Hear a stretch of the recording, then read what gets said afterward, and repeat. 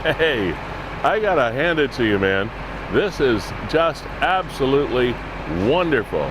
You have managed this part of our business awesome. Our construction cone business is going through the roof. Good on you. You have job security now for like the next 5 or 10 years or whatever. Yeah. Look at this. Okay. Oh, hey. Welcome to season 6, episode 8. I think we are by now. Of Niagara 411 Live with Sterry. I might be able to stop doing this show soon because my construction cone business is taken off. This is amazing. We are fueled by Gales Gas Bars. We are supported by Sandra's Home Healthcare, Verge Insurance, Ace Alignment, Mac Outpost, powered by Canada's premier streaming service, WeeStream, and we are at home, as per usual here, at our wonderful Fiddler's Poorhouse on St. Paul Street, which is, they've obviously, thank you to the city for purchasing all these cones from me. That's been awesome. Okay, so let's go in where it's just a little bit quieter. If you want to come down and join us for a pint and a burger or whatever, by all means do so. They have some great specials, as per always, here at Fiddler's Poorhouse. We didn't have the sign outside because it would have taken too much room away from all of my nice orange construction cones that we're making a crap load of money from. But he said tongue-in-cheek. Actually, there has been a really major change to business in Niagara this past couple of weeks since we talked to you last, and that revolves around our primary sponsor, Gales Gas Bars. You may have read by now that Gales Gas Bars Incorporated has been sold, and we're going to have former owner and CEO Jessica Friesen on the show today, right near the beginning of the show, to talk about that and to fill in the blanks for us, because the company has been just fabulous when it comes to supporting us and so many other causes here in Niagara. St. Catharines and Fort Erie Junior B teams are facing off in the Eastern Coast final of their season, and some other stuff going on, and we'd love you to stick around and join us. So we'll be back in about 30 seconds. Come on in.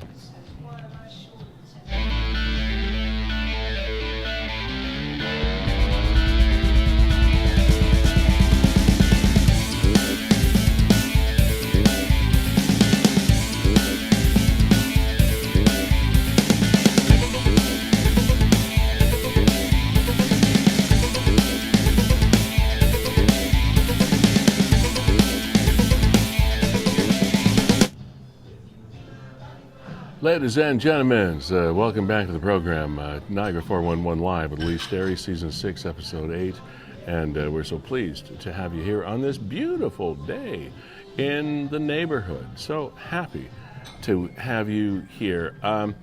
We have a bunch of things to talk about. As I mentioned, our premier sponsor, Gales, has gone through a massive business change over the last week and a half or month or so, and we're going to be talking to Jessica in a minute. She's waiting in the green room right now. First of all, though, we want to start out with some things that made a really big mark here in Niagara. I have to start out with a picture, and you have to give these people kudos. This is something, by the way, that wasn't sanctioned by the Niagara Parks Commission or anybody that does these the illuminations on a regular basis, but this was just an awesome shot.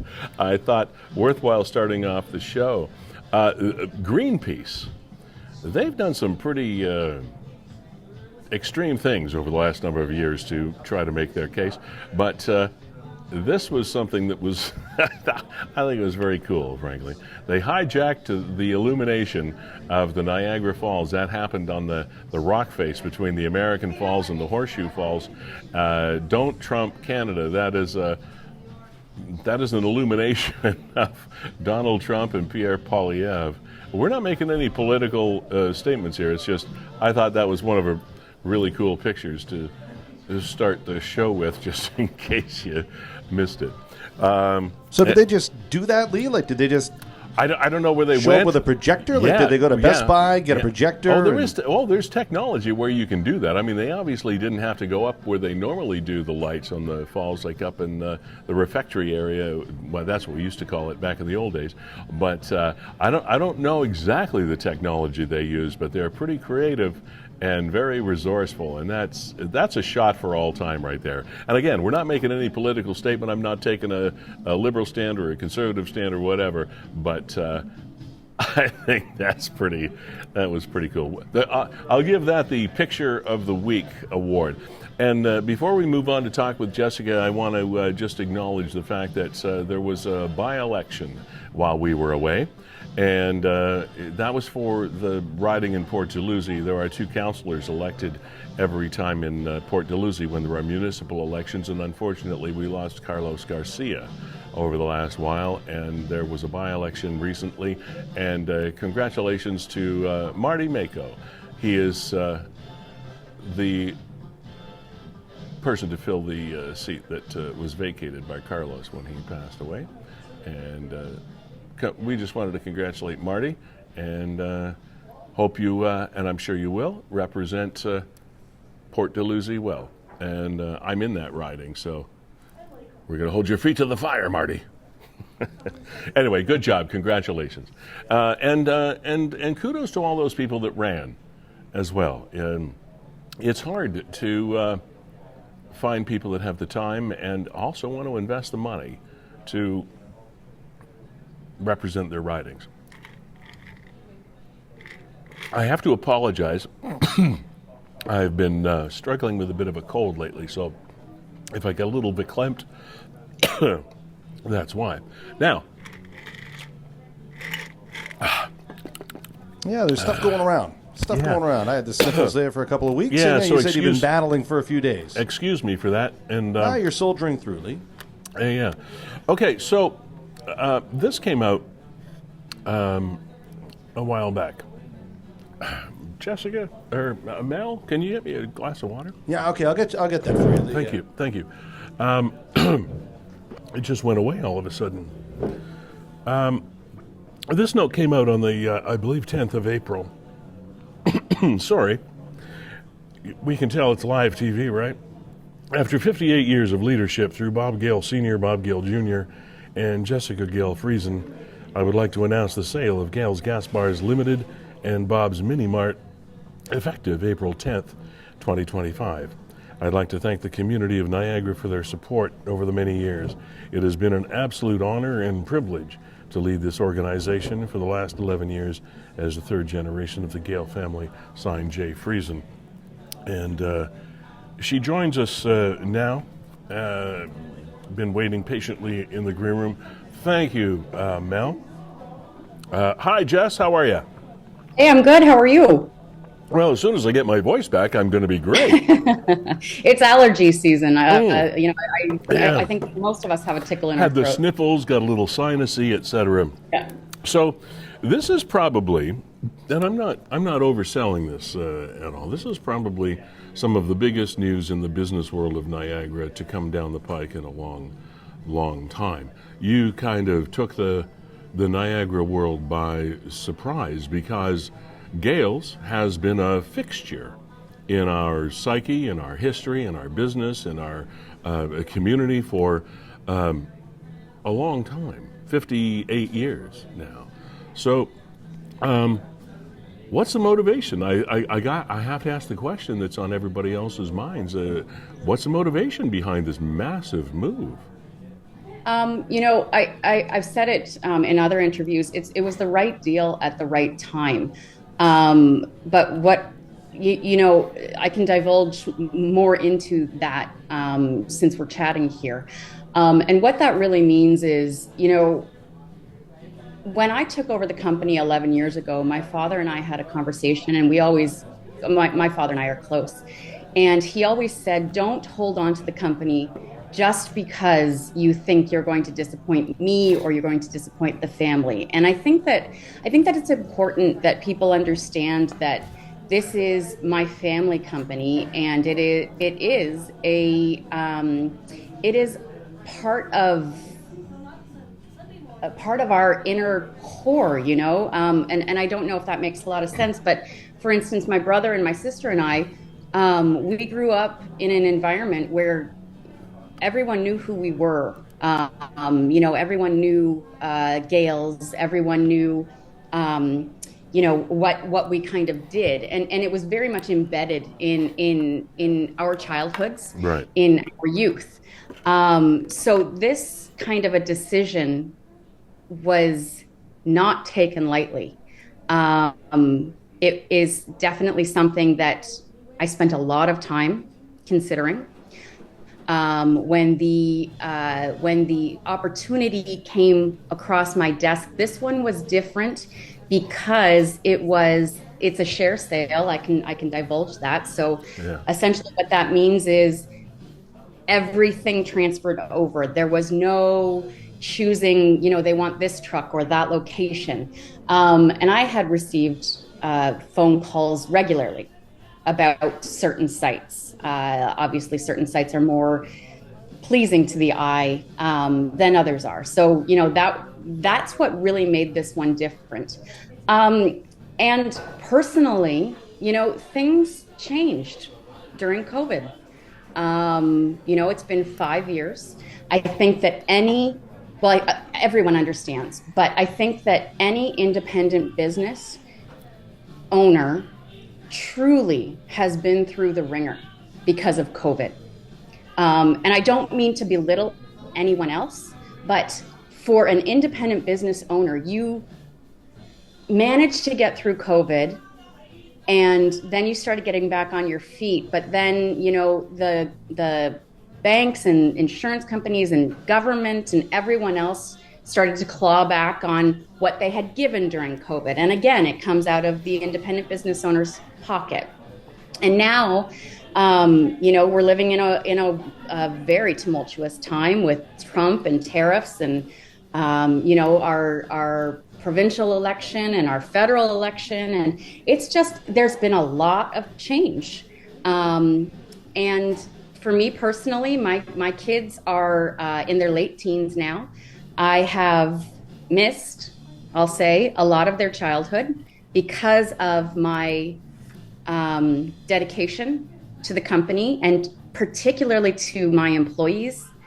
And I don't regret that, Lee. Don't get me wrong. I'm very, very proud to have had that opportunity, and I truly did that to the best of my ability. But all of these things kind of go into, the opportunity came across my desk, and I said, yeah, this is something that I'm going to look at. And you were talking about your employees, and one of the things that I know from the back discussions that we've had is the fact that you were very adamant about the fact that, at least in the short term, with whatever control you had left under the ownership and management of the company, is the fact that you wanted your employees, at least in the short term, at least to have some security and to be looked after. How many employees in total does Gales have, Jess? About 85. Yeah, I was going to use that number, but I wanted to ask you anyway. So they're doing okay right now. As far as I know, I did my best. They were all. It was part of the agreement that the new owners assumed all of the employees at their current wage and benefit structure. This was not a decision that my employees made. It's not something that they should have to be affected by any more than absolutely necessary. This was very much a decision for me and my family. And it truly was, I think, in the best interest of the company as well. These individuals have a plan to make improvements that, they clearly have the means to do. But it was really important to me to make sure that my employees were as unaffected by this as possible. Now, I know you're not a spokesman for the new owners, but I wouldn't be doing my job if I didn't ask you the question that's on everybody's mind, is who bought it?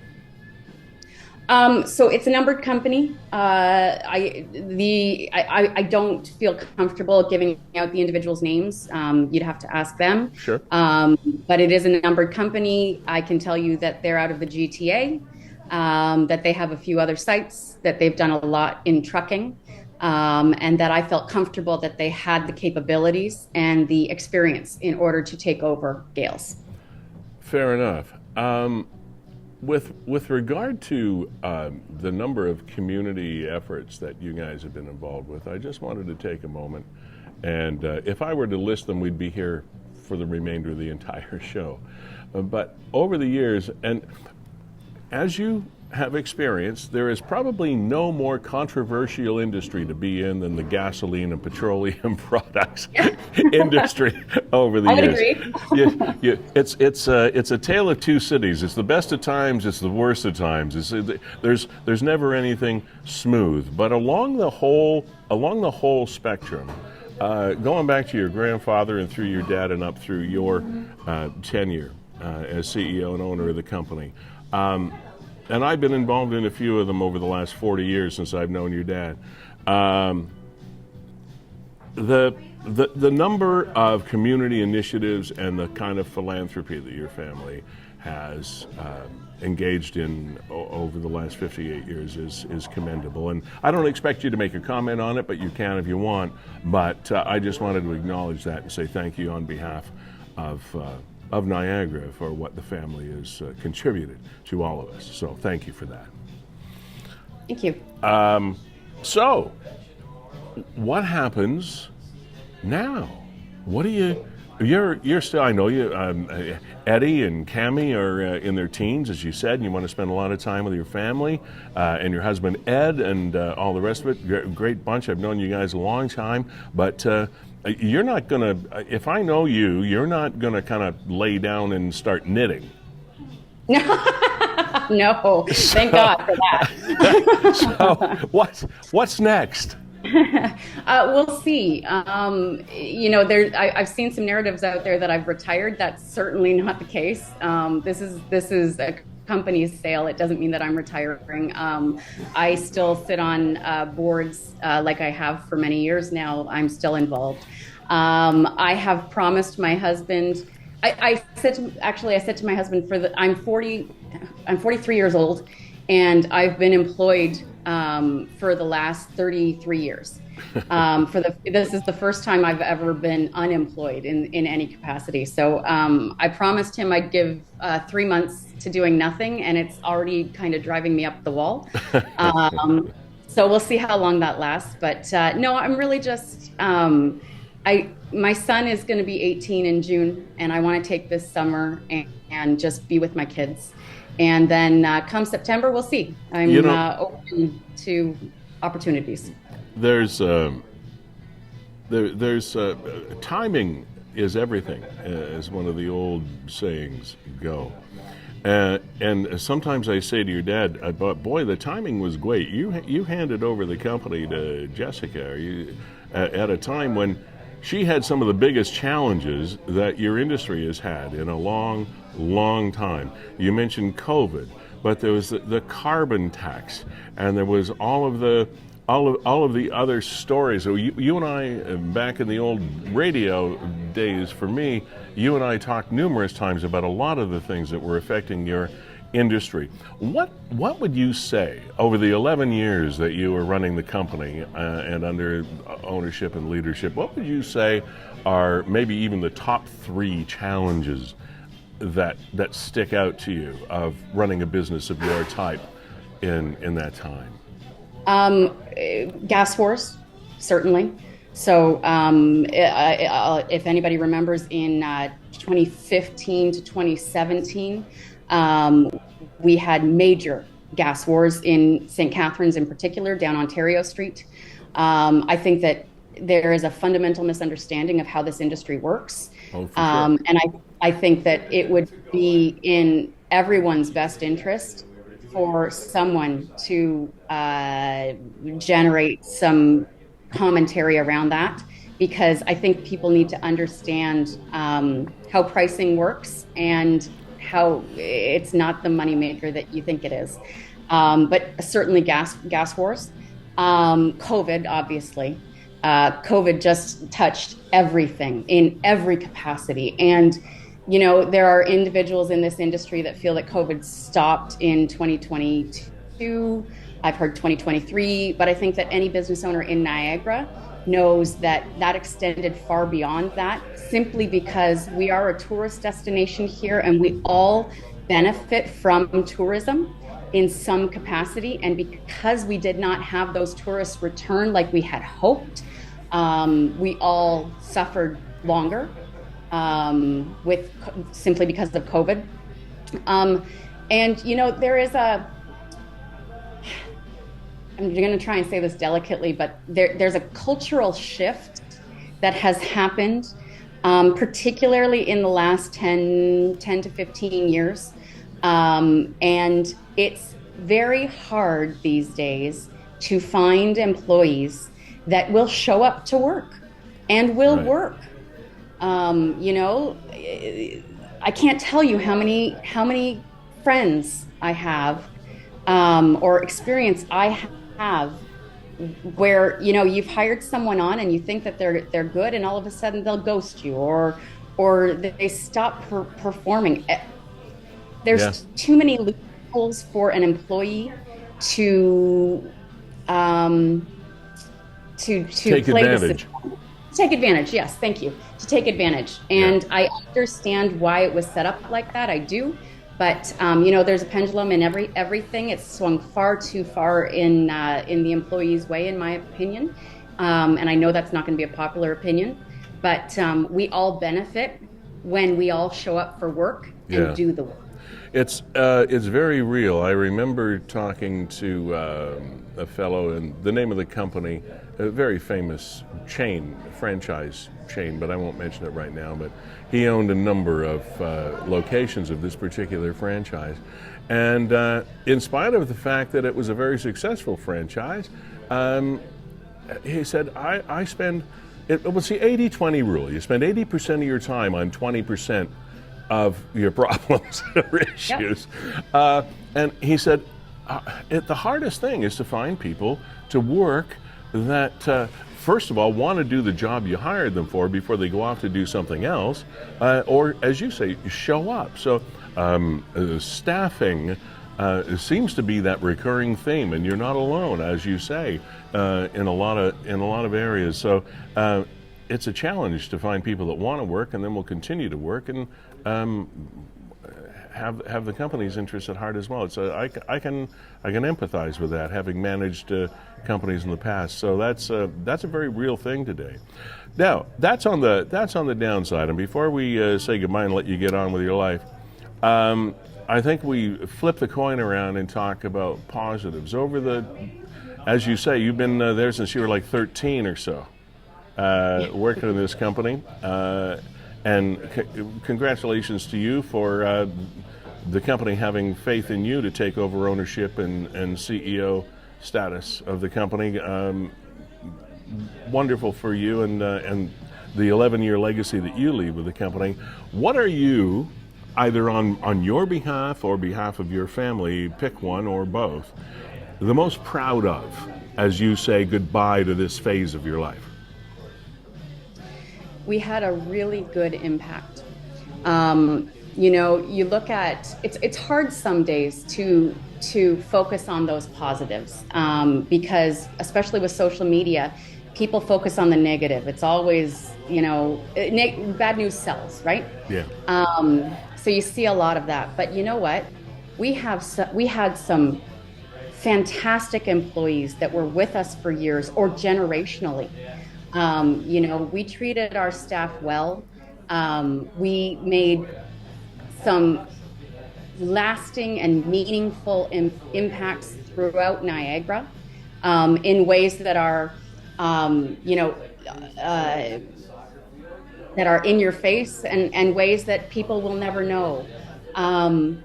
And I think the best thing that I feel the most proud about is, really the impact that we've had, the positive impact. I can't tell you how many people I've had that have reached out to me and said, thank you for what you've done. And it's always nice to hear that.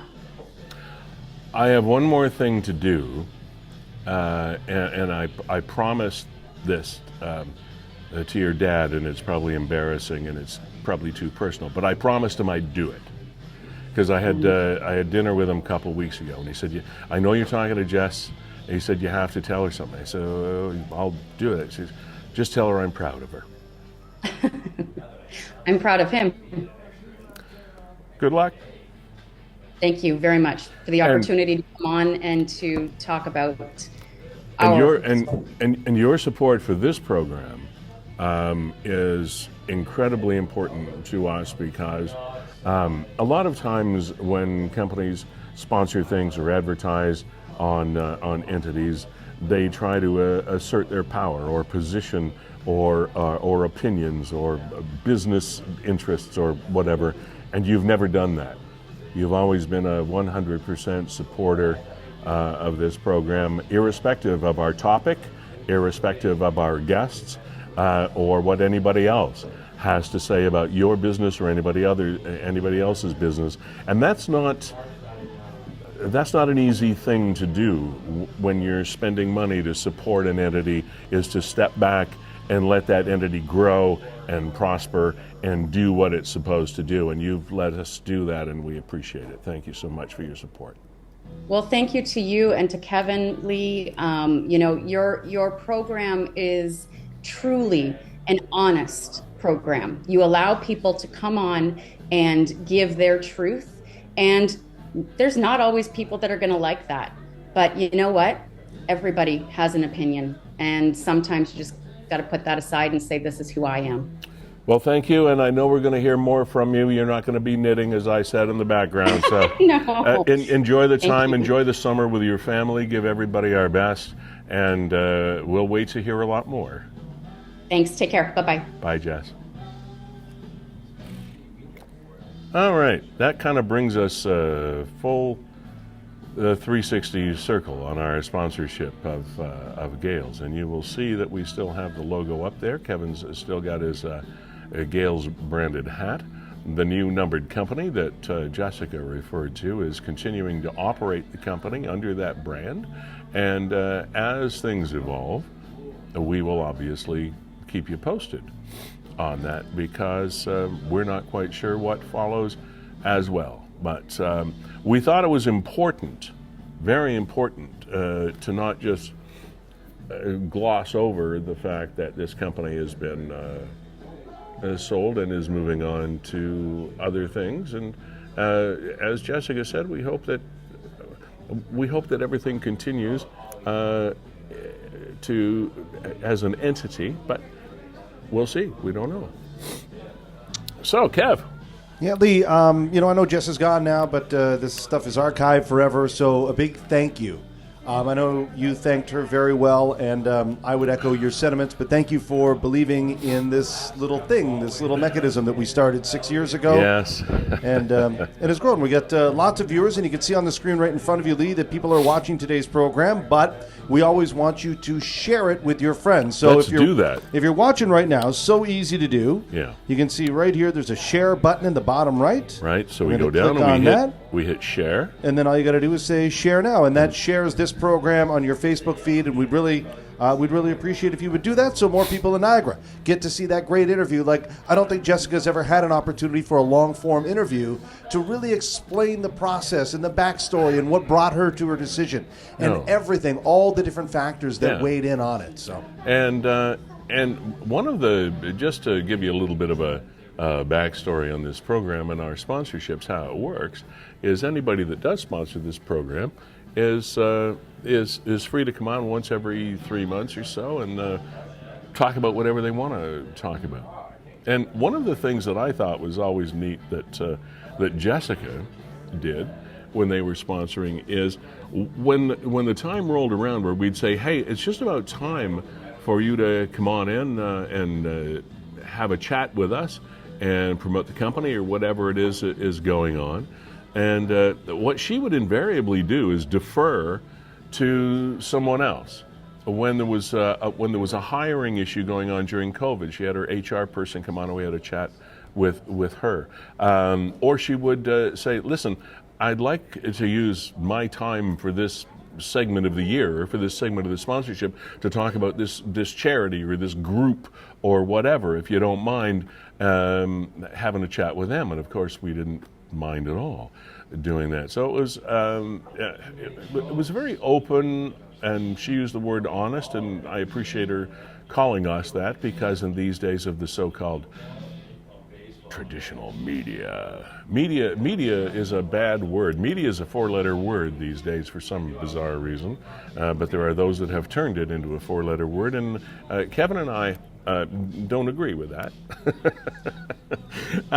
And there are other people that have stepped up that feel exactly the same way, i.e. Sendra's Home Healthcare, also supporting this program with dollars in their time and their input. Sandra D'Alessandro has been setting the bar for home health care for a long time now and continues to do so. It was about a year ago that we mentioned the fact that there are new regulatory frameworks in place for home health care and licensing that needs to be in place for people that actually do this kind of work. And Sandra's was one of the first organizations here in Niagara to get that accreditation when it became necessary. So she's done some amazing things here in Niagara. Yeah, look at that right there, Lee. Today, I mean, this just posted 3 hours ago on her Facebook page, donating just shy of $4,000 to the Alzheimer's Society Foundation right here locally. So and she is a force. She is a character, and she's a wonderful woman and a fabulous healthcare provider. And her company is second to none in the world of home home. You know what? I read this yesterday, and I mean, no further proof of a local company. I saw this post from Sandra. I'm like, oh, let's meet this guy, Ian.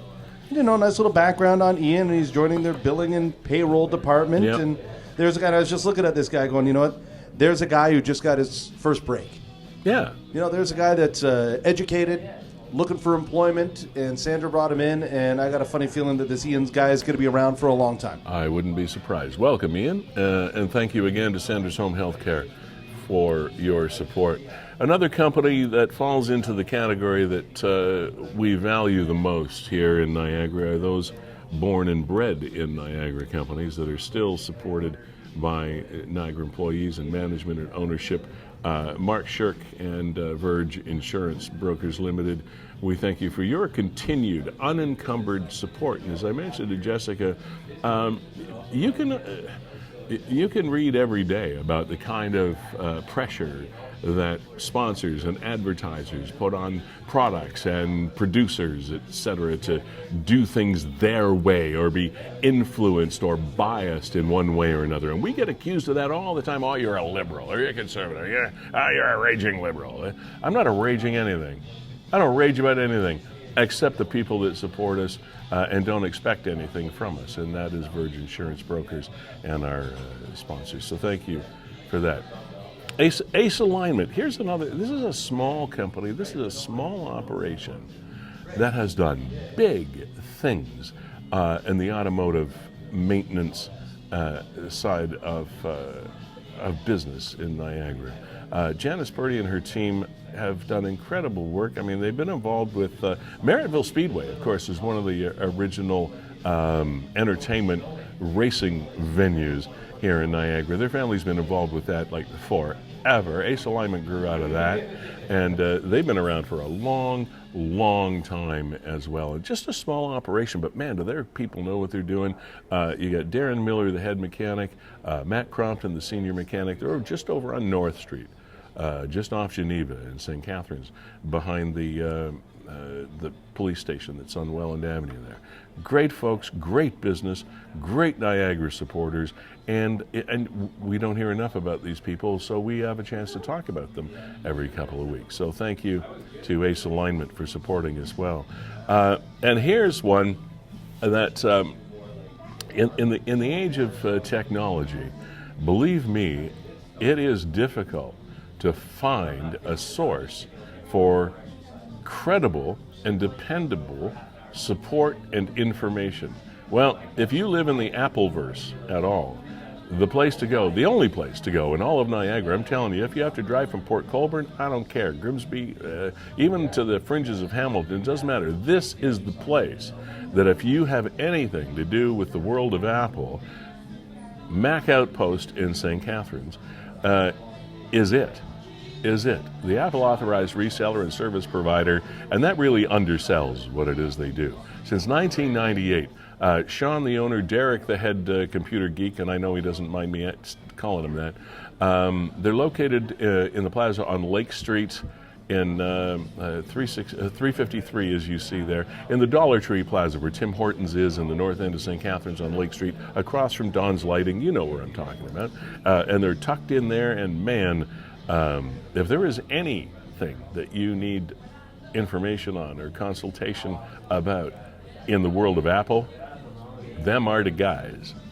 And it would be remiss, Kevin, if we didn't take this opportunity as well. I know this sounds sort of like a Happy New Year's show. I don't know why the hell this is happening, but it kind of feels that way. I guess with the transition of Gales and how important that is to Niagara, it's kind of got me thinking about acknowledging Niagara companies that have been so impactful, not only in the community, but to us and our program, and how appreciative we are. And I would be remiss if I didn't talk about WeeStreem. You are the brainchild. You are sort of we are Frankenstein's monster, and you are Frankenstein. You're the guy that put this all together in the lab of your wacky mind, and here we are today. Yeah, it's been a great ride. 6 years, and this weekend, Lee, we are going to be off to we're going to Waterloo. To help once again the Ontario Volleyball Association. They've got their 18U provincial championships, so we'll be streaming up there on Sunday for the bronze and gold medal matches. Just this past week, we were out at In on the 20 in Jordan, where Mayor Easton, the mayor of the town of Lincoln, gave her State of the Town address, and we provided them with a lot of audiovisual support and did some recordings for them so that they could spread the word across socials. So it was great to work with Paul Diani and Liliana from the town, and of course Amelia from the Chamber of Commerce. So thanks to everybody that we saw out there, and of course all the great staff out at In on the 20. So yeah, we get around. Talk to me about streaming. One of the things that you and I talk about at the back end and offline is the fact that there are, in spite of how far we've come technologically, including social media and all things web related, if we still use that term web, I don't know. But there are a lot of folks out there that don't really understand what it is we do. This whole streaming thing is a little bit misunderstood. Am I wrong? No, I'm surprised how much education I still have to do in talking to clients, where they start asking questions about, like, well, okay, so if you stream it, what happens afterwards? You're like, oh, well, it's all recorded. It lives online forever. Don't worry about it. It's all there. Oh, okay.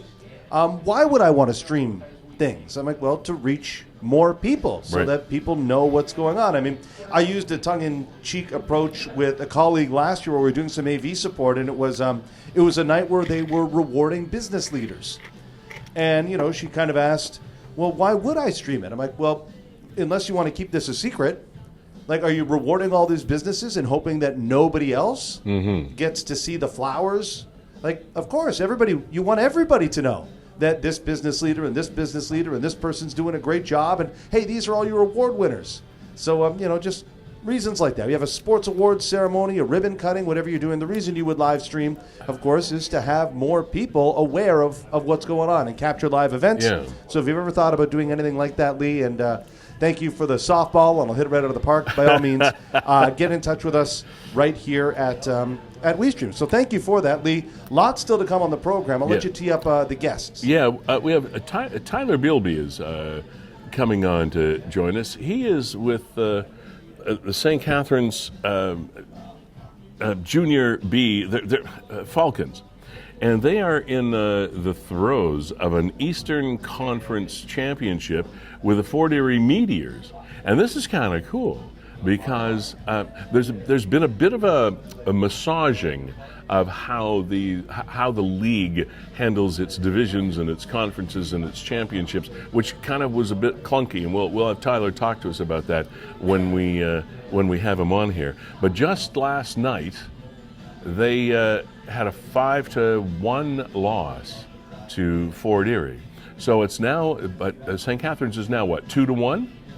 Yeah, they trail Fort Erie 2-1. Remember, Fort Yeah. Erie last year, a bit of a surprise. They were the champs last year. Yeah, they were the champs of the local league. So now St. Catharines up against Fort Erie in the Eastern Conference Championship. So and they're back at it again tonight. Tonight again, in Fort Erie. So we're catching Tyler at the perfect time. And of course, this is the trek toward winning the Sutherland Cup, which is the holy grail of Junior B hockey. So we're going to chat with Tyler in a few minutes when he joins us.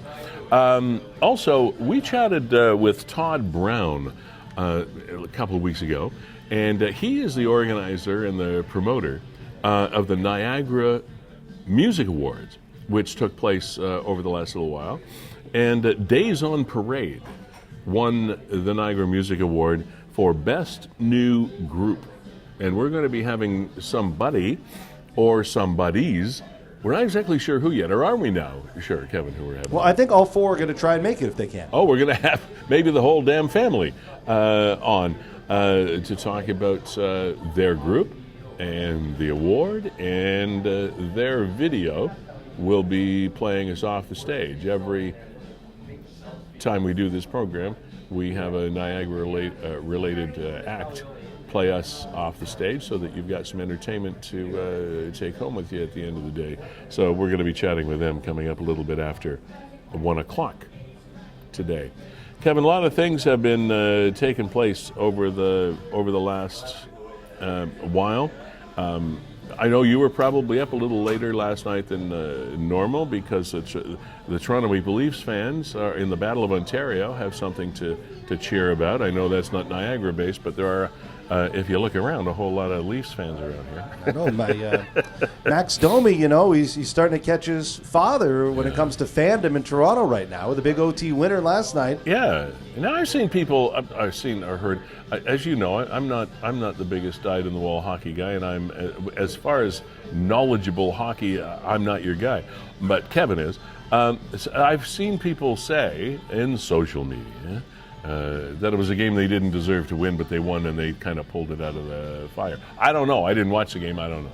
What do you think? And I don't know that I would disagree with that. I mean, a lot of times people say, and I've heard this, and to be honest, I think it's a stupid argument that like, oh, well, the goalie was really good. You're like, well, the goalie's a part of our team, and the reason he's our goalie is because he's really good.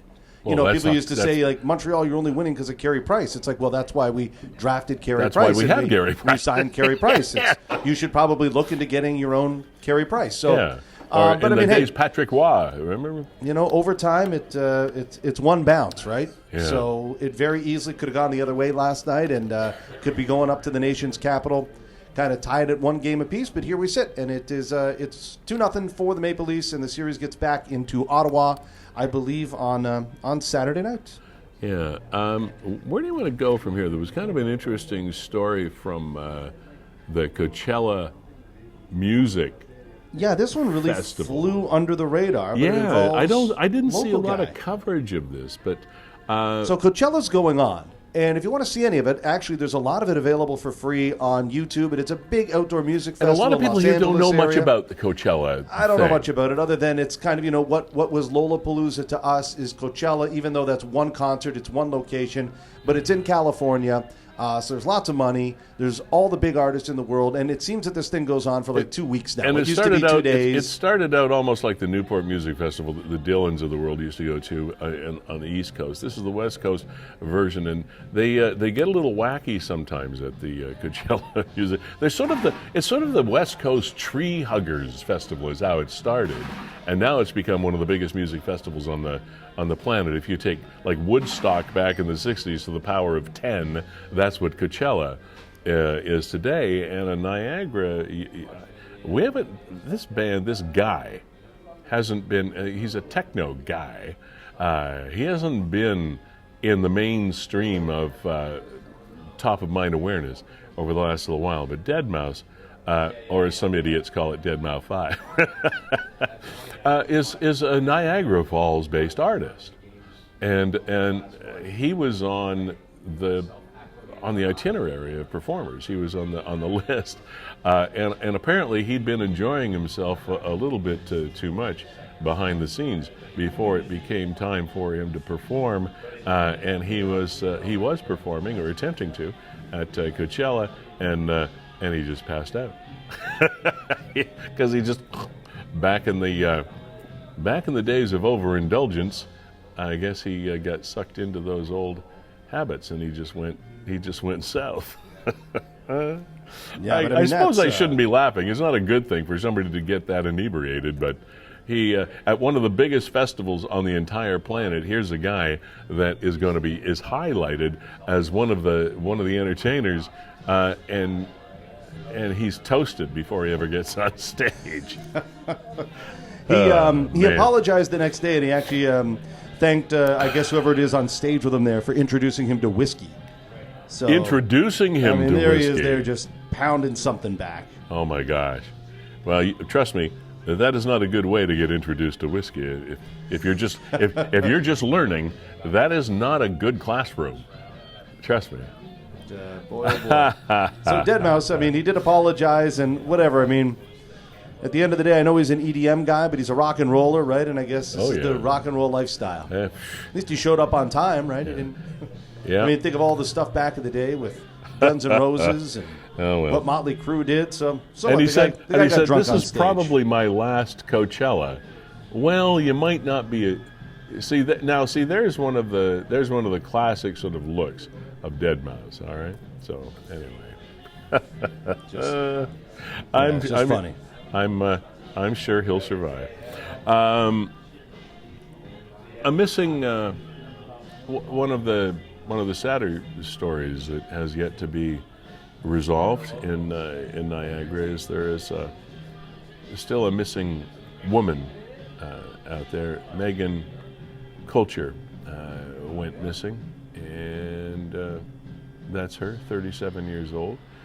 We reached out to, Kevin did, I should say, I won't take any credit for it, her husband, and we were hoping that we would be able to get him on to have a chat, but his advisors, be them credible or not, in the background said perhaps you shouldn't, it might impede the investigation or whatever, and that's something that we don't sort of hold to. We think we should probably be able to publicize as much as possible so that everybody can be brought to bear, and we know the Niagara 411 community is very powerful with the number of people that intersect with one another in this environment, and we would have liked to have had her husband on, but it's entirely his call. We can't identify with what he's going through and what he is advised by the authorities that are investigating Megan's disappearance, but we did want to mention it, and so that we could draw a little bit more attention to it. She was last seen by her family on April the 17th of this year, about 2 in the afternoon, which is, I mean, it's prime time in the day, in the area of her house near Margaret Street, Hager Avenue in Niagara Falls. She left the area on her own. She was driving her own car.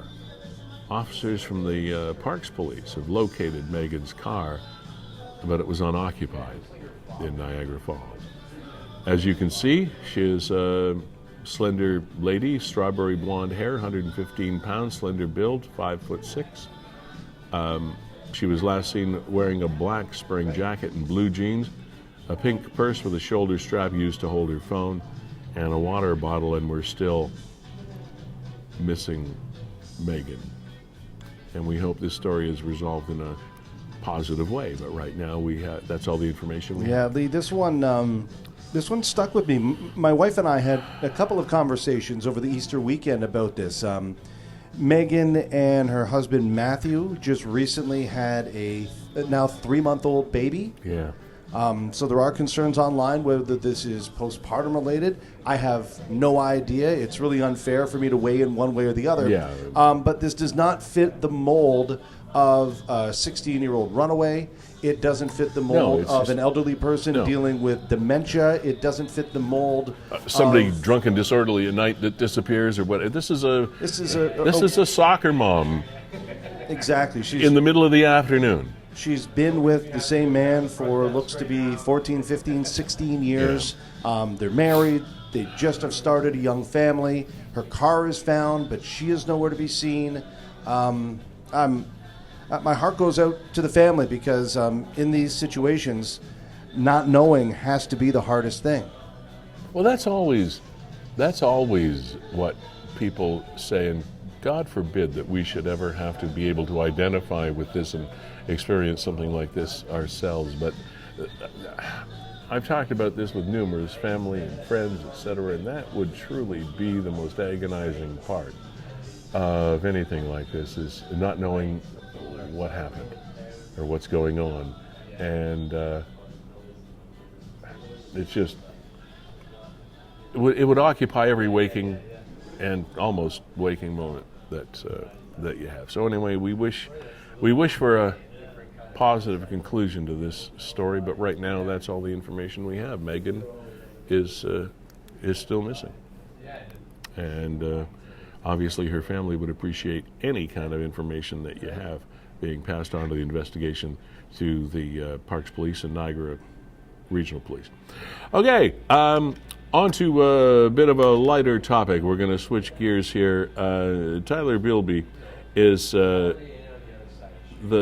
head dude at the St. Catharines Falcons Junior B hockey team. They're in the throes of the Eastern Conference Final with the Fort Erie Meteors. Tyler, how the heck you doing, man? We're burning at both ends, but had a game last night and right back at it tonight. So yeah.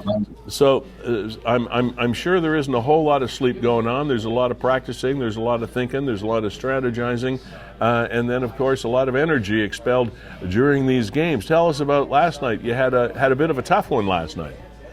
Yeah, I thought we showed up on time. We started the game properly, and then we just we had a lull for about 7 to 8 minutes there in the first period, and Fort Erie took advantage of that and scored a few goals, and they're a real good defensive team. So to have to climb uphill for the rest of the game in a 3-goal deficit, it proved to be a lot to overcome. That being said, really happy with the way our team responded in the second period. We didn't get rewarded with a goal, but we dictated the pace and dominated that period. And so the message is we know what we're capable of. Let's just get back at it tonight. And, it's a series for a reason. So you're down 2-1. The next game is what, tonight? Tonight in Fort Erie. No rest. No rest for the wicked, as they say. No. Explain to us how the conference and the Junior B structures work now, because the structures changed recently. It used to be a bit of a complex dog's breakfast of divisions and et cetera. How is it? What are we looking at now as far as the race to the Sutherland Cup is concerned? Yeah, so the GOJHL historically has had 3 conferences. It's had the Midwestern Conference, the West Conference, and the Golden Horseshoe Conference. And then the 3 winners from that would go into a round robin play, a home and away against the respective two other teams. And then the top 2 teams from that would go on to play in the Sutherland Cup final to represent the champion of the province. Slight adjustment this year is eliminated a division and combined to only make 2. So we have an East and a West conference. We've got more teams in each conference rather than having 7 or 8 teams split out amongst 3 conferences. We have 11 or 12 split in 2 conferences, and yeah, we're right there. This is the Eastern Conference final, so the winner will go to the Sutherland Cup final to face the winner of the West. So what teams or what areas are included in the Eastern Conference? Yeah, I'm sure I'll miss a few, but historically, like the Niagara regional based teams, so Port Colborne, Fort Erie, Welland, St. Catharines, Pelham, Hamilton, Caledonia, they've always been a big part of our conference. And then this year we took on Cambridge and my memory's not good. Ayr, who was a first place contender in the regular season. Right. So we added Cambridge and Ayr and Caledon to our conference. And so we've got a bit of a mix, but for the most part, it's still down here in the region. And then we've got Caledonia and Hamilton and Caledon and Cambridge that we travel a little more. That's cool. The fact that it comes down to 2 really localized southern tier teams, with St. Catharines and Fort Erie battling it out for the Eastern Conference. Kudos to that, to both teams. I mean, it's just great to have that nice local rivalry competing for the conference. That's awesome. Yeah, hockey is alive and well in Niagara. That's for So sure. now on the western side of things, who would be, let's assuming we go on and the best case scenario for you guys takes place and you pick up the Eastern Conference Championship, who are the big Western Conference teams that are on your radar? Yeah, so the two left in the West is the Chatham Maroons and the St. Mary's Lincolns, both two storied franchises, local hometown hockey communities. And St. Mary's was, President's Trophy winner of our league this year. They finished first overall in the regular season. They're down currently 2-1 in their series to the Chatham Maroons, who had an incredible second half of the season. So it'll be the winner of those two, and I trust that that's going to be a long, tight series as well. So are we in a best of 7 situation here with the St. Catharines and Fort Erie?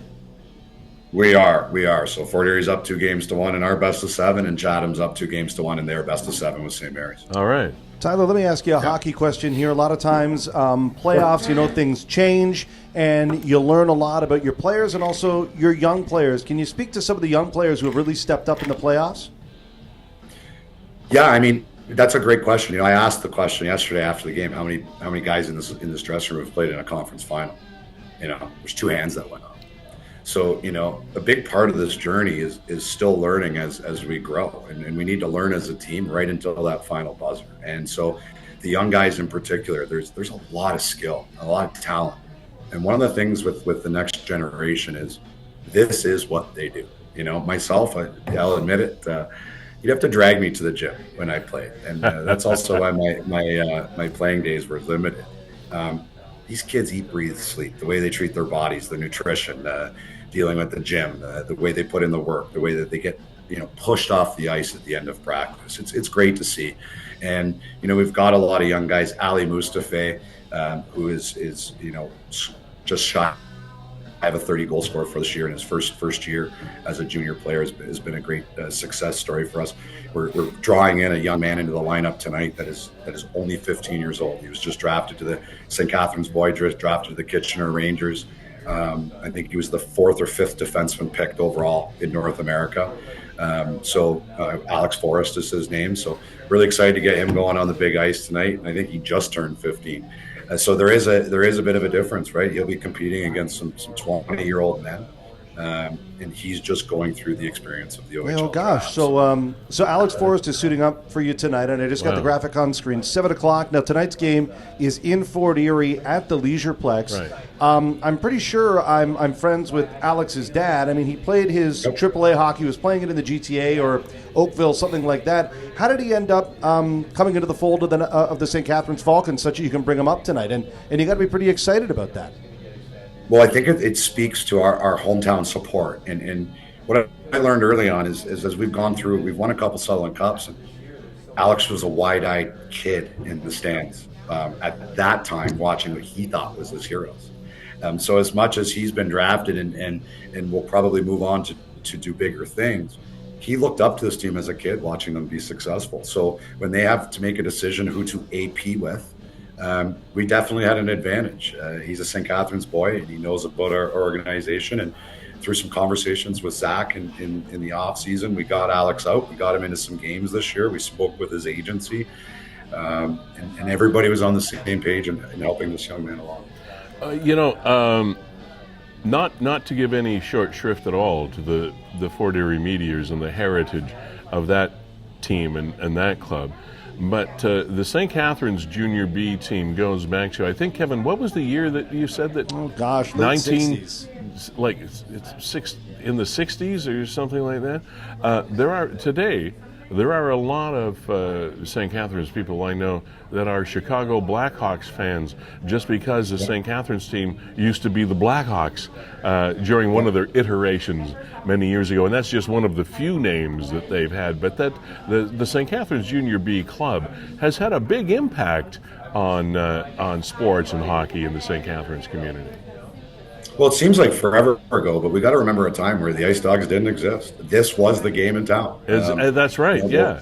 Yeah, going over to the Jack and on a Friday night was a big part of the community, and it still is. I mean, we've got some legacy fans that it didn't matter if the Ice Dogs came into town; they're going to be there with their jerseys on and their cowbells, and they give us lots of noise. And we saw about 1,500 people the other night in our barn. So it's alive and well. And I think there's 17 conference banners hanging in our arena. That speaks to the history and the legacy of the organization. And now a couple Sutherland Cup banners to add to that. So a storied franchise, and we're just looking to add to that. A lot of people have come before us, and a lot have come after us, but we got to take care of our. Yeah, Tyler, one thing that really surprised me when I moved down to Niagara, I played most of my hockey up in the GTHA in that area, and in York region, and moved down here to find out that Junior B, even to this day, still has territory rules, and this is a little inside hockey, and I know they're stripping away boundaries for minor hockey and travel hockey, what have you, but boy, oh boy,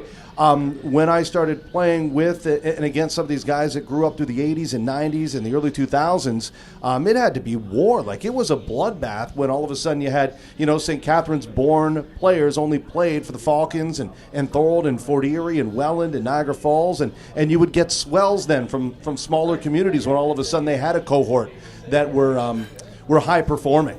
And it really made us like, wow, Junior B down here really must have been just war every single time that some of these, and as you said, there's still that community feel. I would encourage people to go and watch. If you go on your webpage, there's a tab there you can click on and see alumni.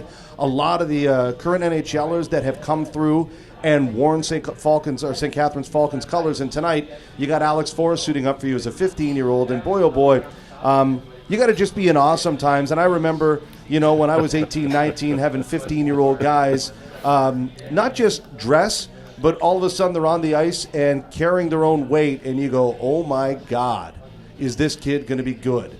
And I have a funny feeling people have an opportunity to go down and check out Alex tonight in Fort Erie and hopefully, win tonight and a couple more games. That's right. He's not coming into the lineup to sit on the bench. He'll have a power play time. So I don't know how much of a question that was, just more of a statement about the way Junior B works. Tyler, I think we've established that Kevin isn't at all passionate about that's great. About hockey. We get along well. That's why we do it. I make my money in insurance on the day-to-day. This is out of joy. Former Waterloo Siskiyou at one point. So you're going to have a chance. The Waterloo Siskins hold the most Sutherland Cups out of any franchise in the province. So that's a storied franchise. Yeah, absolutely. You have a skate with the kids this afternoon, or are you just going to let them show up? We don't. We got them some chicken and rice after the game yesterday. Make sure they fueled their body and tell them to get home, get some rest, and just reset. That's the beauty part of playoffs. Well, you get a little bit of rest too. I guess, as my dad used to say, I can rest when I'm dead. That's okay. Well, we'll rest once we win. That's the goal. All right, man. Tyler Bielby, head coach of the St. Catharines Falcons, in a heated battle with the Fort Erie Meteors for the Eastern Conference Championship, and then on to the Sutherland Cup for one of those two teams. Both of them in Niagara, which is awesome. But we wish you luck tonight. Wish the kids all the best, and we'll be watching. Hey, thank you for having me, and thank you for all the work you guys do to bring light to the community and take care of us. It's great stuff. Take care, man. All the best. Happy to jump on anytime. Have a great day. Yeah, so Kevin, I would like you to try to be a little bit more enthusiastic when you talk about these things, because, we need to bring some excitement to this program. I think you should be a little bit more enthusiastic when you talk about this. Well, yeah, you get on the topic of hockey. Hey, something you never brought up with Jessica, and I was hoping you would throw this at her. Oh, what'd I do? And I don't know, I think you can call it a coincidence, Lee, but her grandfather, Bob Sr., bought his first gas station in 1967. Is it any coincidence, Lee, that the last Toronto year Maple the Leafs won the cup? So I'm calling it the Gales curse. Okay. It's got to be the Gales curse. And the reason why the Leafs have not won the Stanley Cup is a direct fault of the three generations of Gales pumping gas here in Niagara. And now that they've decided to step away, it's time for Lord Stanley to be lifted in Toronto. I don't know that I tried to paint a nice picture there. I'm not so sure that they'd want that label attached, but it is a little bit of a coincidence that's when Bob Sr. Bought his first gas station, Montrose and Thoroldstone Road, in Niagara Falls, 1967, the last time the Leafs won the Cup. Wow. That's quite a. I'm not even sure the family's even aware of that, Kevin. I don't think that they've ever made that connection, and No, probably not. I think probably they're not pleased that you did. Anyway, there but for the grace go us. Lee, there was one story I wanted to share here. Yes, please. And I shared it with you. And it was about the the guy that slashes the tires in Welland. Oh, And I don't know if you got a chance to see this video, but it was so random. I think it was in the mentions section. okay. So here, we'll throw it up on the screen. All right. And the car you're going to look at is, see the white car that's parked on an angle in that driveway? Oh, right, yeah, at Okay, the top so- right corner car. Right, yeah. so nothing happening, right? You're Right. just walking along. And apparently they said that the girl that owns this car doesn't have any beefs with anybody or anything like that. Okay. It's okay, nothing happening. Now, just so you know, this is King Street area in Welland. So Right. here comes this guy. You see him coming in there off I the see screen? him coming in there. He's carrying something, a bag or something. And she had all 4 tires slashed. And you see, he just walks up. Psh, psh. Okay, now you think, okay, he's done. I was like, what do you mean 4 tires? It looks like he only got to 2 there. And he Okay. starts walking away, maybe because this car was coming. Oh, right. I Right? didn't want The to car be seen. goes- So he car goes comes by. back? Yeah, watch this guy. He's like, maybe I should go back and finish the job. Yeah, let's go back there. All right.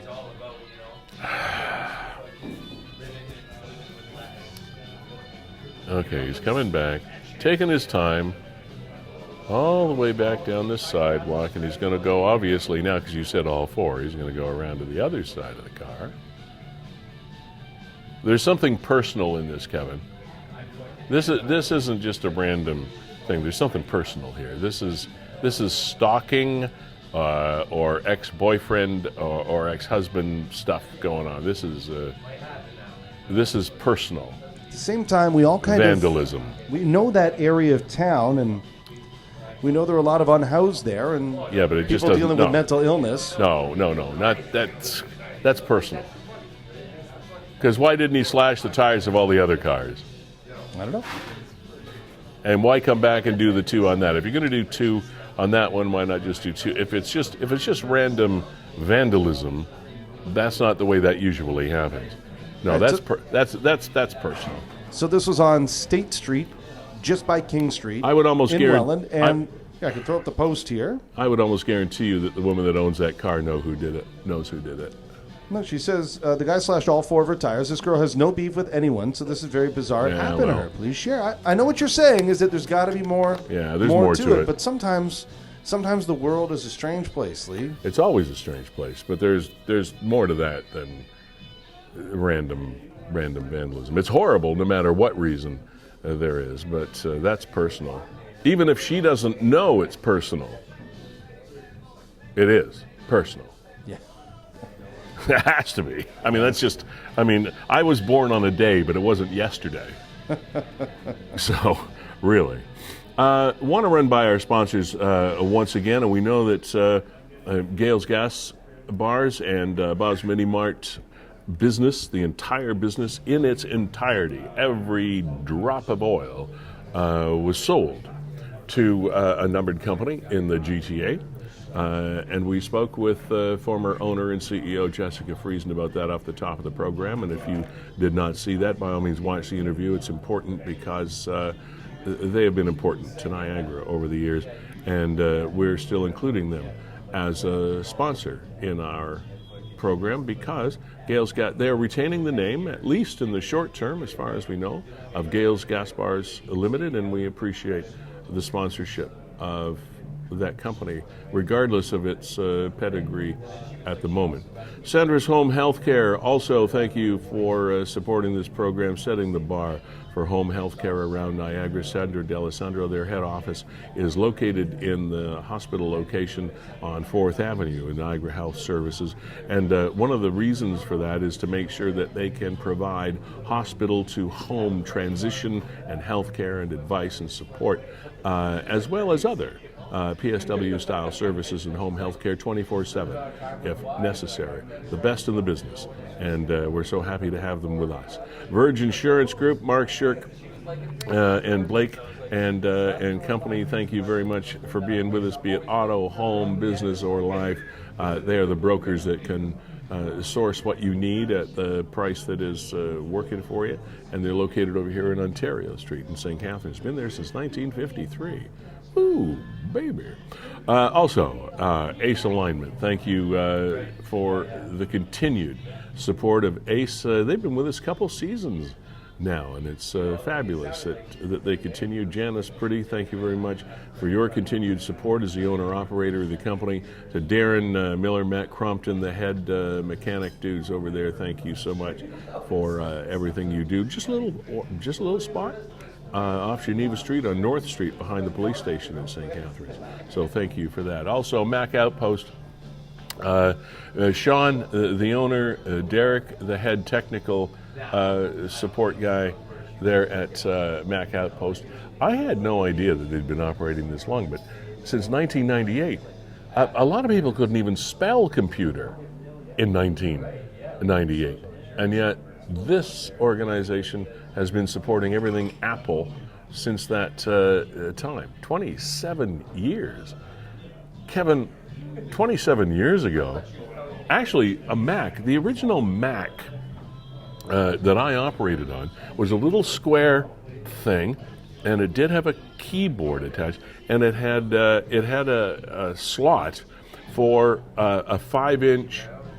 What did they have? 3.5 and 5-inch floppy disks in those days. Yes, sir. Well, this was only one of those 5-inch floppy things that and basically it was a glorified typewriter.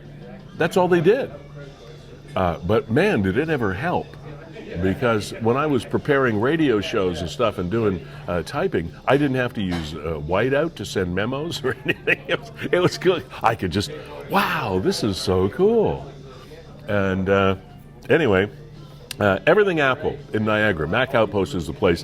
353 Lake Street in the Dollar Tree Plaza, Tim Hortons Plaza, across from Don's Lighting, etc. Now, we chatted a couple weeks ago with Todd Brown. He's the organizer and the force behind the Niagara Music Awards, which did take place a few days after we chatted with Todd. And one of the winners of one of the awards is a group called Days on Parade, and they won an award called for Best New Group at the 2025 awards. And we got the whole family here with us today, just about. Hi guys, how we doing? Hi. Hey, so who have we got? Somebody be the spokesman and tell us who we're talking to here. I think that's gonna be me. So we're Days on Parade. We are kind of half from Feulled, half from Grimsby, and identify as Feulled though. Okay. Frankie, he's the guitarist of the group. This is Lucas. He's the drummer. Where's and personality. Frankie? We can't see him. That's Frankie? Can you see him now? Yeah, this is Frankie. Okay, and the other guy in the back is Lewis? Lucas. Lucas, okay, sorry, Lucas, okay. And you are? I'm Riss. I'm the lead singer and synth player, and there's another one, Kieran. He was trying to join, I think, on a separate. Yeah, you know, I got Kieran in the back pages, but technical wise, it's just going to be too difficult. So let's just stick with you three guys. But Kieran, we know you're part of the group, man, and we see you back there. And what is Kieran's role? Kieran is the bass player. Okay. And the energy, we never give bass players enough credit, do we, for some reason? Ours gets credit. He likes to jump around. Oh, yeah. All right. Oh, yeah. So, tell us about Days on Parade. What's the genesis of the group? How'd you guys get started? An Instagram post, believe it or not. It was kind of coming out of the pandemic, and we wanted to. And we're all musicians with past experience. We went to high school together. Shout out Feulled High, who's having their 150th anniversary this year. Mm-hmm. So we were in band together, and I knew Frankie just from around, and I kind of posted something that said, "I want to start a band. Is anyone interested?" And he jumped at it, and then we kind of Yeah. I mean, I've been in bands for years, and I've been in bands with our bassist Kieran before in the past, and this was kind of our chance to get it all started again, especially after COVID and stuff like that. So luckily, we all came together and gelled really well. So it's all been up from here. We gelled really well. Yeah. And run down the instruments again. Lucas, what do you? I don't want to ignore Lucas in the background there. No, that's okay. I play the drums, so I'm used to being at the background. You're always in the background.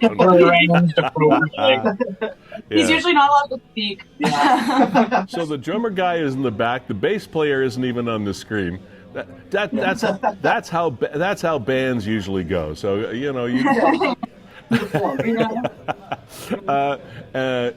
okay. So and how long have you guys been together now?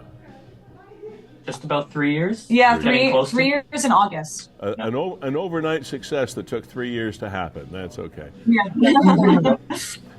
So talk to us about the Niagara Music Awards for folks like you that you're local. The music industry, as we all know, it's a tough gig. It's tough to break into on a lot of different levels. What does a venue or an avenue like this mean to acts like yours? I think that even from when we started the band, there's a huge difference about kind of the way that how hard it is to break into the scene, and there's not a lot of current support. There's a lot of barriers for people. Like, it's crazy. And from when we started versus now, there was already barriers when we started, obviously, but we're seeing them progressively get worse. And Okay. why something like the Niagara Music Awards is really important, and because people are putting themselves out there, and they're putting a lot of music is kind of based around, will it make money? Will it is it digestible? Will it make money? And for non-digestible bands, sometimes us, it can be like, because we're kind of harder, funky or psychedelic. That's not for everyone, and that's fine. But it means there's more barriers to success, right? Yeah. And something like the Niagara Music Awards being recognized, like they recognize the local scene in like a very kind of honorable way, is really important, and it's really special because it's something that it's nice to feel supported by our community. And we're also seeing how Niagara, when we started a band versus now, that the scene is actually, it's really solidified, and it's really amazing to see how far we've come. And I think that the Niagara Music Awards are an emblem of that, and we are just really lucky to be a part of that. And we were very surprised to win, honestly. Like when we won, we're like, oh my god, and that was really cool. So, and my mom was really excited. So, how was the night itself? Was it fun? How was it well attended? I wanted to go, but I had another engagement and I couldn't make it. So how did the whole evening go? It was full. It was, and it was very professional. Like, it was kind of crazy. There was at like this banquet center, and there was hundreds of people there. The award, we don't have it with us because we've like our practice space is at our drummers, and I know, like another cliche. Okay. But and so we've like kept it in like our practice space. But it's like a glass award has like an actual like etching into it. And I was like, oh my god, this is crazy. They really went all over. I know. I was like, whoa. Let me ask you a question about the business of what you do. Do you folks have day jobs, or is this full time? Are you able to make a living at this? What is the business situation and the financial situation for you guys? If I'm not getting too personal. No, that's okay. Yeah, we all have to work, but we've had the luck and kind of concentration to ensure that our band is completely self-sustained. So all of our gas money when we have to rent a van for touring, all of our merch, all the money's going back into it. I don't think we've had to spend a dime of our own money on this band. Do you have underwriters that do that, or is it come from your earnings? It just comes from our earnings. And that's, a lot of bands aren't able to do that because it is so expensive to be a band. I don't think. Of course it is. I think there's a misconception that musicians, like, yeah, the most popular musicians, they're very wealthy, but we've played with some of the bigger bands that we've opened up for. They all have day jobs that they'll go and they'll tour, but they'll come back to like work, and they work remotely. Being a musician is really, really hard to do economically. And so we're really lucky that we can be self-sustaining, but there's no personal funds in that at all. Like, we all need to pay our own rent at the end of the day. We reinvest, again, even recording in studio. It's all like, we do a tour around like to Quebec and back, and then we can afford to record a new single or something. Yeah, we just don't have time off. That's the thing. It's like I work from 9 to 5, and then I come home and I do musician stuff. Yeah. And then that's my leg day. I hear you. So, have you got any venues coming up that you can promote where you're going to be playing, where we can see you? Yeah, we just announced a handful of shows for May and June. We're going to be in Brantford on May 23rd at a place called Temptation Kitchen. Okay. And that's going to be promoted by a local promoter called Slings and Arrows. Okay. The very next day, on the 24th of May, we're going to be in Kitchener-Waterloo at a house venue called the Golden Apple. We've been there before, and they've treated us very well. And then a couple weeks, we're going to have a break. And then on June 5th, we're going to go all the way up to Ottawa and play House of Targ. It's a really cool arcade punk sci-fi bar. And then the day after that, we're going to be at a place called the Piranha in Montreal. That's on June 6th. And then we're going to have a bunch of summer shows that we're going to announce over time. Right now, I have it set up. So if anybody who wants to look up where we're playing, it's on our Instagram. You can even just Google our name, Days on Parade, and I think we have a full Google Knowledge panel where you can find the events. Our Spotify has our events attached to it. Our YouTube, I think, has the events on it too. All now. right, cool. The bass player just showed up. Is he here? On your lap. Oh, yeah. Okay, no, that was just a really bad joke. I'm sorry. So, am I blind? Oh my gosh. Describe. We're going to hear hear some of your music and watch your video to wrap up this program today. Just so you know. But before we have a chance to actually see that, describe your music for us. How do you sell yourself? Like if you have an elevator the old elevator interviews thing. So what kind of music do you play? I'd love to speak on behalf of Kieran because he likes to say this. Okay. Our music is an excuse, just an excuse to have fun. Me. Oh, did you say that? Wow! I thought Everyone, Kieran live on air. Already dissension in the band. I know, right? We just break up live on it. I think Kieran and I have very similar kind of I know feelings that like music gives us, and so we both kind of agree with each other that when we kind of describe our music. But something, if I'm speaking on behalf of kind of all of us, but especially with him in mind, because I said this originally, but he kind of added on very valuably to this. But it is an excuse to kind of exist in a way that you want to, whether it's us or people that are dancing or moving however their bodies feel inclined to move. It's just an escape kind of. And I think that, like I said, we make kind of punkier psych that barely scratches the surface because it's kind of like a mutt of like a bunch of different music styles. But it's music that we want people to want to move to and to want to just not be able to help but move to, and that's what it is for us. Like, so yeah, I guess it's music to move to. Kevin put a shot. Well, he's had a few shots. You can't see it from where you are, but he has put a few shots of the band up and had a shot of Kieran up there a little while ago. So we haven't excluded him from the interview completely. So he's been part of this. Okay, to follow up the last question, let me ask you this, and then we'll have you set up the video for us before we go. But musical influences. that is a question that artists get asked frequently as to, okay, this is what you do, but who influenced you to take this route? Who are some of the core influencers of what you guys do?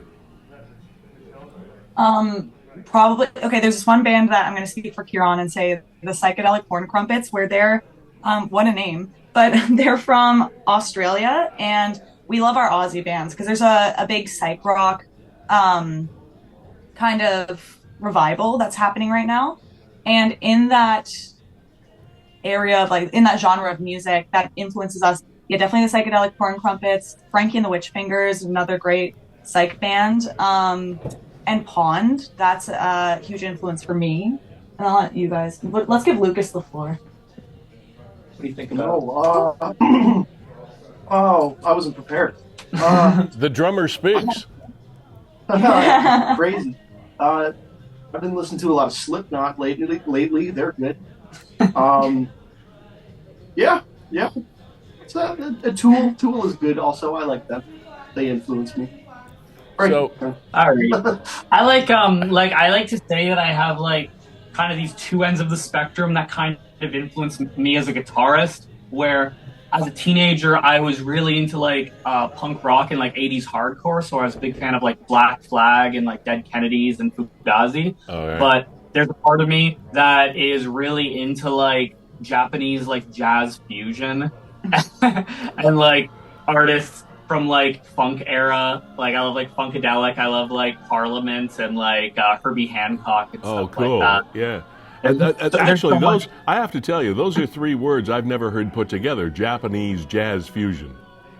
Oh yeah. There's some really cool Japanese jazz artists that create weird, fun music Wow. that have been around since the 70s that I've kind of dug into, and now they're a part of my vinyl collection. Cool. All right, we're getting ready to wrap up the program, but Kevin, are they aware of what we're going to be playing on the show here? Yeah, I guys let you know that we're going to play the video here of Bad Cowboy. And Lee, I think you're headed to this, but it's a fun video. So talk a little bit about the process of making the video. Yeah, set this up for us. Oh, okay. Yeah, so we filmed it in a church in downtown St. Catharines, and we also filmed it in some fields around beaver dams in Feulled. We all dressed up as cowboys, and we got our friend Roy in it. He plays the only side character, and something really exciting happens to him, so you have to watch the whole video to find out. And big shout out Lucas Candolino, who directed the whole video. He did a phenomenal job. Directed, edited. Shot, did everything. All the production end of things, Lucas Candolino. So awesome.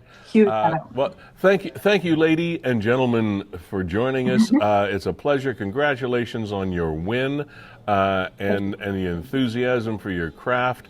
And Days on Parade.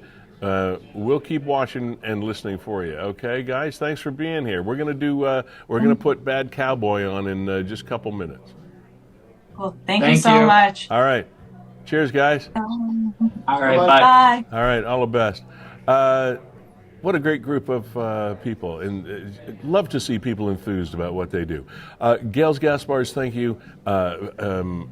Sandra's Home Healthcare, thank you. Virgin Insurance, Ace Alignment, Mac Outpost, WeeStreem. Kevin, it's always a pleasure working with you. You do a fabulous job producing this show, as always.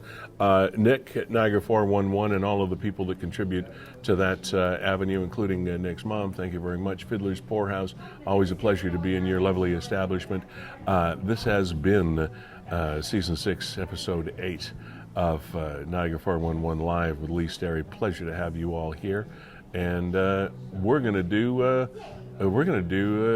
Bad Cowboy. Bad Cowboy. Yeah, it's a fun video. With Days on Parade. Have yourselves a great week, everybody. And we're going to do an election program, by the way, on Niagara 411. We're going to stream the election on Monday, April 28th. We'll be coming on when the polls close, and I don't think they close until about 9:30. But we are going to be focused on the Niagara results, okay, of of this most important federal election. So make sure you're here on Niagara 411 so that you can catch what's happening in Niagara on the election. I didn't want to forget to do that. Bad Cowboy here from Days on Parade. Have yourself a great day and a nice week.